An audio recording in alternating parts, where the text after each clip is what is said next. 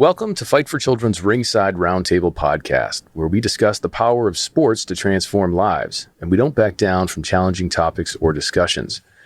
Our guests are industry leaders who step into the ring to take on some of the most pressing issues facing our youth today. We'll also discuss the role of sports and the sports industry in confronting and addressing them. I'm Keith Gordon, President and CEO of Fight for Children, and I'll be your host. Without further ado, let's step into the ring. Episode 1, The Evolution and Erosion of Sports in America. Sports bring people together like very few things can, with an undeniable power to unite entire countries, cities, and towns, and bring people together from all walks of life in spite of their differences. Today, sports are also a global, multi-billion-dollar industry that spans nearly every aspect of our commercial, consumer, and personal lives. But that's not the way it all started, and it's left many feeling that it may be time to re-examine the evolution of sports and figure out how we got here and where we go from here. It is my distinct pleasure to introduce our three special guest panelists today who will offer their insights and share their experiences to help make sense of all of this. Our first guest is the director of the MS in Sport Management program and associate professor of sport management at the George Washington University School of Business. She's been a professor of sport, event, and tourism management at the George Washington University for more than 30 years. Please welcome Lisa Delpy-Narati. Thank you. Great to be here. Our next guest is the president of Volo Sports, the largest social sports league in the U.S., and the president of Volo Kids Foundation, which provides free youth sports programs to kids to break down barriers to athletic participation and strives to make sports free and available to all kids across the country. Please welcome Nyla Batista. Thank you for having me. Our final guest is the founder and executive director of the Aspen Institute's Sports and Society program, the mission of which is to convene leaders, facilitate dialogue, and inspire solutions that can help sports serve the public interest. He recently moderated a panel discussion at the White House Conference on Hunger, Nutrition, and Health entitled Fit for Life. Please welcome Tom Ferry. Great to be here, Keith. Thanks for having me. Well, thank you all for joining us. Before we step into the ring with all of our panelists, I want to frame things up a bit with some background and history about sports, and then we'll get into our discussion. The origin of sport can be traced back to 776 BC in ancient Greece, when there was a festival of sports to honor Zeus. Athletes gathered to test their speed, strength, and skill in what became the first Olympic Games. The history of this physical activity that developed into sports had early links to ritual warfare, early military training, and entertainment. Competition was used to determine whether individuals were fit and useful for service. Team sports were used to train and to prove the capability to fight in the military and work together as a military unit. Sports, even in their nascency, held a special place in contributing to our societal norms and values. Fast forward to the 1950s. In the latter half of the 19th century, youth sports became organized, especially in churches and schools. Sports was celebrated as a prime setting for young boys and working-class families to work together and cooperate with one another, while the hope was that boys from middle and upper-class families would learn to be assertive and competitive so they could lead the working class. It was around this same time that girls were given other activities to help them become good housemakers and mothers. Even then, sports seemed to play a role in shaping our norms and values. Of course, a lot has changed over 70 years, including the introduction of Title IX. But a consistent thread for most of us is that our love for sports began at a young age, by playing, watching, or just being around them. When we think of youth sports today, we don't always think about the experiences that shaped us as kids, but the contrasting reality we've come to know as our new normal. Somewhere along the way, youth sports went from being a collection of games kids love to play to a global, multi-billion-dollar cutthroat business that we see today. And while the business of sports continues to soar to astonishing heights, with record league revenue, franchise valuations, rights fees, salaries, and endorsements, access to and participation in youth sports has declined at an alarming rate. As a result, fewer children are participating in youth sports and benefiting from those experiences. A big reason for this decline is the privatization of youth sports, which is a dominating trend for the past 3 decades. And while organized sport has become more popular and is estimated to be roughly $19 billion a year industry today, there has been a dramatic decline in publicly funded programs that typically have no fees. Increasing rates of obesity, depression, and isolation have also created a new physical and mental health epidemic, which is affecting millions of young people across the country, in particular those from under-resourced communities with families that simply can't afford the increased costs. So here we are, soaring costs, pressure to specialize, increased rates of injury, overemphasis on performance, fewer opportunities for kids, and all around less fun. And yet the business of youth sports continues to flourish in spite of all this. Now, before we hear from our guests to find out exactly what happened here, I'd like to give each of our guests an opportunity to introduce themselves more formally and provide a little bit of context about their background, their experiences, their organizations, and of course, their current role. So Tom, if you don't mind, let's go ahead and start with you. Thanks, Keith. So, look, I was an investigative journalist for ESPN for 20 years, TV, magazine, otherwise. Spent a lot of time sort of breaking down the problems of sport, including issues related to access to youth sport and the quality of the experience. Then I wrote this book in 2008 called Game On, the All-American Race to Make Champions of Our Children, which was really the first journalistic survey of the landscape of youth sports to try to get at a lot of these questions, these themes. I tried to unpack, like, how did we end up in this place? Wrote the book, pushed it out, people responded to it. And everywhere I went, people would say, okay, well, great. Thank you for telling us how we got into this mess. Now, how do we get out of it? And that's when I began to work with the Aspen Institute, created the Sports and Society program, developed what is our signature initiative, which is Project Play, which is all about how do you build healthier children and communities through sports. Used sort of the Rolodex that I had built up over the years as a journalist, and tapped into the convening power of the Aspen Institute, which is the ability to reach into a lot of important places, to get the right people around the table and develop shared frameworks for how to build healthier children and communities through sports. Pushed that out in 2015 with the Surgeon General, and then a lot of organizations rallied around it. I mean, the White House and sports leagues and ESPN and Nike and Under Armour competitors sometimes. And, so we serve as something of a roundtable, a place for people to share knowledge and develop strategies, activations that can serve this goal of building healthier children and communities through sports. Well, that's great. Like we were saying earlier, I think, sports brings people together like very few things can. And obviously, if there's a community of interests, even amongst competitors, even amongst different political parties, this is one thing where people can come together, in particular to address an epidemic that we're facing in this country. And, I'll turn it over to Lisa for a little background as well, because if there's another area specifically where people do come together despite their differences, it's in, social settings as universities and colleges. And so tell us a little bit about your role with the George Washington University. Well, I began studying youth sports in 1986 when I was the director of a nationally federally funded fitness study to see how fit American children 6 to 9 years old were. And at that point, I was so shocked reviewing the data that we were unfit then, and we are much more in trouble now, I would say. And, it really spurred me to better understand how can we get more children into sports, be physically active, and have a positive experience. And so, but on the other side, I also teach the management of sport and marketing of sport, and understand that sport is a business. And I always start my class off, how do you spell sport? M-O-N-E-Y. But I am a huge proponent of social enterprise. I believe there is a place for people to have sport as a commercial enterprise as long as they are providing a great service and helping our young people benefit from sport, whether that be for health or leadership or social emotional learning. There's so much that people can gain from participation in sport.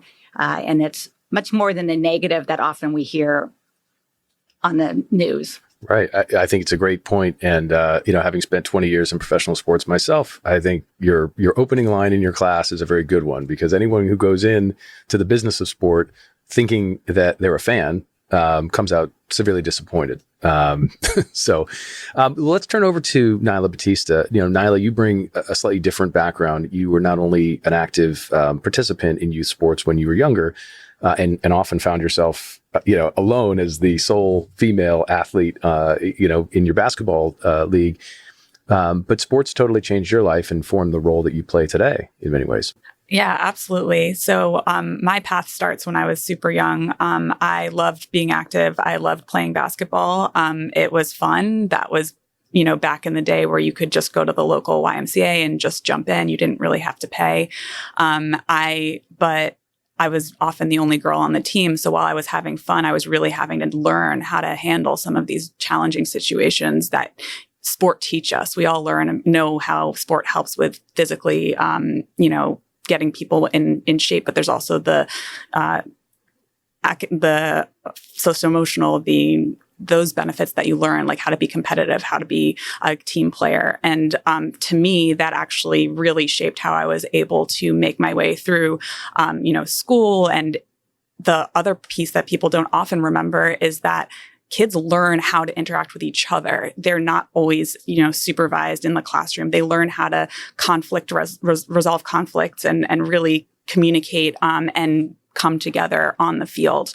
And so to me, that was transformational for me. So when I got into my career, I actually grew up in New York. And so like a lot of New Yorkers fell into business and finance right out of school. But I started volunteering with a nonprofit basketball organization. And that's what really reignited my passion for making change through being on the field with the kids, with other coaches who are really shaping the lives of the kids who are participating. From there, I got my MBA and decided that that's something that I actually wanted to pursue. So I found Volo Kids, which was a tiny little nonprofit in Baltimore, served about 100 kids the year I started. Since then, we've served over 19,000 across the country. We're in 8 cities. And really the root of what we're trying to solve here is how do we bring kids together through sports? As you guys kind of mentioned, kids who have money will have the opportunity to play. They'll be able to provide the resources from their families. But often the kids who come from lower income neighborhoods or in neighborhoods where there aren't play spaces available, those are the kids who miss out not just on the ability to play and become a fan, but the ability to develop their personal, skills and interpersonal skills. And the communities end up suffering because they lack that thing that brings communities together. So I'm very passionate about what we do, as you can tell, and how we do it. Well, look, the passion is clear. It's worth noting that Nyla did not just get her MBA; she got her MBA from Wharton before going, in a slightly different direction. So we'll come back and talk a little bit more about that. But I want to turn this back to Tom to give us a little bit of color on, how did we get here, right? In Linda Flanagan's recent book, which I know you spent a lot of time talking to her as well, she describes a period following the early 70s when, you had the last recession and you started to see the defunding of a lot of publicly available sports and facilities. And then you saw the vacuum that was created and the privatization of youth sports at that same time. So can you tell us a little bit about how that came about, and then, over the course of, the last 30 to 50 years, just how astonishingly, quickly this business has grown. Yeah. Well, there's no one reason. It's why it took 380 pages in my book to kind of break it all down. I mean, there are policy considerations, there are funding considerations, there are cultural, there's technology, there's media, there's all sorts of things that have created this environment. But what's like, if you really take it back, you started with the 1950s, but it really, the origins of youth sports in this country really go back to the start of the 21st century, when Teddy Roosevelt and Luther Gulick Jr. and a number of child savers, military recruiters, captains of industry, other folks decided to use sport and school sports as a tool of nation building, to take all these immigrant kids who are roaming the streets and giving them something to do, specifically boys. So that's when they launched the playground movement. 2,000 parks built in urban cities in New York and Boston and elsewhere. That's when the model of school-based sports was put in place, something that's unique really to the United States. Very few other countries have this model. Usually sports are run up through the clubs instead of the schools. And the school-based model really started in elementary school. So schools were sponsoring sport activities then. Well, fast forward to the 1920s, it started to get a little bit too competitive. It didn't seem completely aligned with the educational mission. So schools stepped out of the providing these sport opportunities, really at the middle school, definitely at the grade school and to a large degree at the middle school level. Well, that created a vacuum for organizations like Pop Warner and Little League and all these volunteer-based community organizations to step in. Those organizations are not trained educators. They're mom and dads who are coaching these things. And for a long time, it kind of worked, really, because sports was local. It was, Little League, Park and Recs, all of it was a model that made sense. And it was very egalitarian. There were very few economic barriers to entry. Fast forward to the 70s, and you get Title IX, which was good, but it also ramped up the hunt for scholarships. The one of the big drivers was in the early 1990s, there was about $250 million or so, maybe $300 million of scholarship aid that was available to NCAA athletes. Well, today it's north of $3.5 billion. So that's a lot of chum that is thrown in the water of youth sports. And that is not the only reason, but that is why we see the creation of these expensive travel team, tryout-based organizations, showcases, down to age like second grade, well before kids grow into their bodies, minds, their interests. And quite easily, the kids who don't have money get pushed aside. And those who do have access to the system, because they've got money or because they're just really good athletes who coaches want to make sure they're on their team and they'll give them scholarships. It's like they being fed sports with a fire hose. And that's where we see the overuse injuries and the burnout and all of the stuff. So anyway, in three minutes or less, that's how we got to where we are. Well, and obviously, I think you rightly pointed out, there's so many different elements that contribute to this notion. And we can talk about the parents, for example. As a parent myself, I have two kids, a son and a daughter. My son is on the showcase circuit, and my wife and I have a lot of disagreement on how hard to push. My daughter is on the rec circuit. I coach her soccer. It's a very, very different experience, but. I don't necessarily know that one is right or wrong. It really depends on the circumstance and the situation. But I think being exposed to this in a hyper-competitive environment for as long as I have, I've seen parents go from encouraging sideline moms and dads with orange slices to, essentially, thinking that they are the drill sergeant, in that same mentality. And I've seen plenty of talented kids lose interest in sports, not just the downside of potentially losing the opportunity to compete, but really resenting anything to do with organized sports. And then resentment breeds the lack of benefits associated with being physically active in many ways. So I think there's a parent role and obviously the colleges and universities that have created this, almost expectation that if you are an athlete and you are talented and you are groomed from being, at a young age, that there's going to be somehow a place for you in our environment where maybe there wouldn't be before. The reduction in academic standards, the early admissions process, the early recruiting. I mean, Lisa, maybe you can shed some light on, as someone who's been in this industry now, not just teaching in the classroom, but also on the sports tourism, the event travel. I mean, you've seen the proliferation of all of this happening, but you've also seen it from two different perspectives. You've seen it here in the US, you've also seen it overseas. What can you tell us about, the role that both colleges and universities and this notion of competition filtering down to the youngest age? I mean, tell us a little bit more about the university's roles here. Well, I really think it is the parents. I experience it myself as a parent.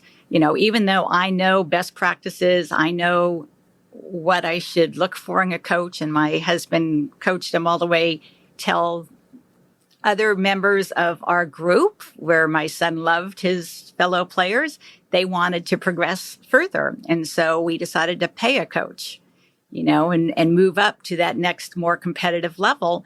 And the coach we hired did everything antithesis of what I teach. And I'm sitting there going, I'm paying for this? But we just kept going because my son wanted to stay on that team, and it was just really eye-opening to me. And then, I saw, the goalie's mom just keep funneling money out for a goalie coach. And the goalie was not good. We knew he was never going to make it to college. And I hate to say it, but it's the truth that we just buy into this and we want to, if our kids seem like they're having fun. But finally, my son, the coach said he couldn't play two sports. And so my son gave up his love for lacrosse, kept playing soccer. And then he finally realized this coach is not good. And he's like, I'm done. But then what's so sad, he gave up soccer all the way through.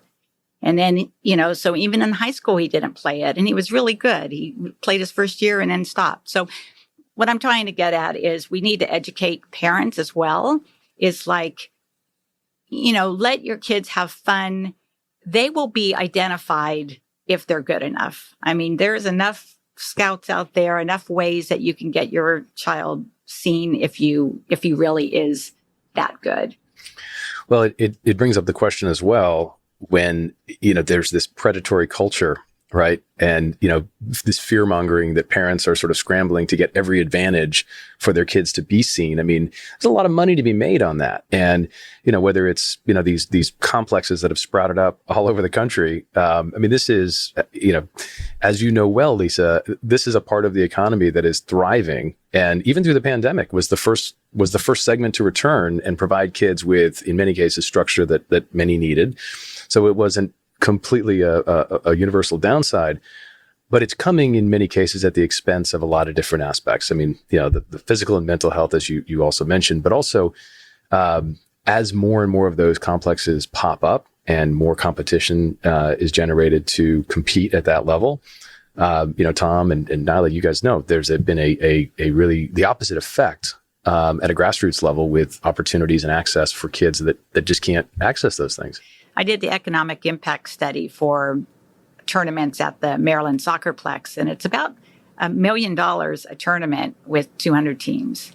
And I was just so floored by how much parents are spending just on, hotels and just even equipment, because you have vendors at these tournaments. I'm like, wow, I'm a cheapskate. I don't pay that. But it's amazing how much parents are doling out. Yeah, you mentioned it was a $19 billion industry. It's actually a lot more than that.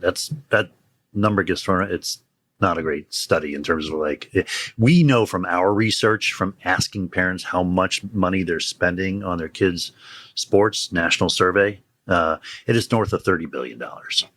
North of $30 billion. It's probably a lot more than that. I mean, that includes, the fees, the travel, the whole thing. So to put this in perspective, that's larger than the combined revenue of the NFL, the NBA, and probably the NHL, if not more. Yeah, the NFL is probably $17 billion or something. And the trickle down to other industries. I just had a meeting with the hotel industry, and they said because many companies haven't started up their travel again, normally they use sport to fill their weekends that were empty.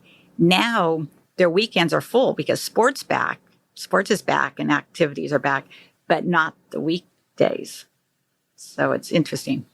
I mean, all of that also that's a big issue for sure, but the kids are the ones who are missing out, most specifically the kids who can't pay that.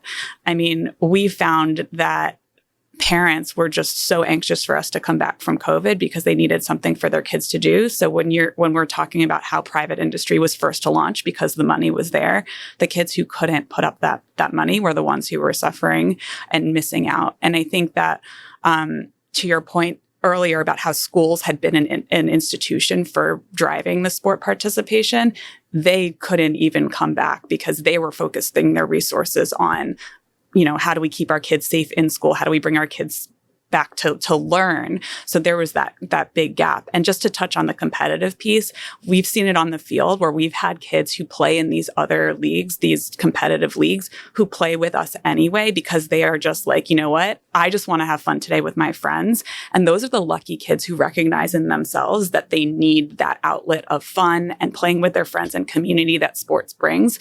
That there's many kids who don't recognize that and end up just getting burnt out. So what we try to do at Volo Kids is really emphasize that community component that teaches the basics so you know how to play, but then really focuses on bringing people together and really activating that community aspect, teaching, learning, and all of that. Because as you is very clear, like kids with money will find places to play. You have reached the end of Part 1, The Evolution and Erosion of Sports in America. Please click on the link and continue listening to Part 2.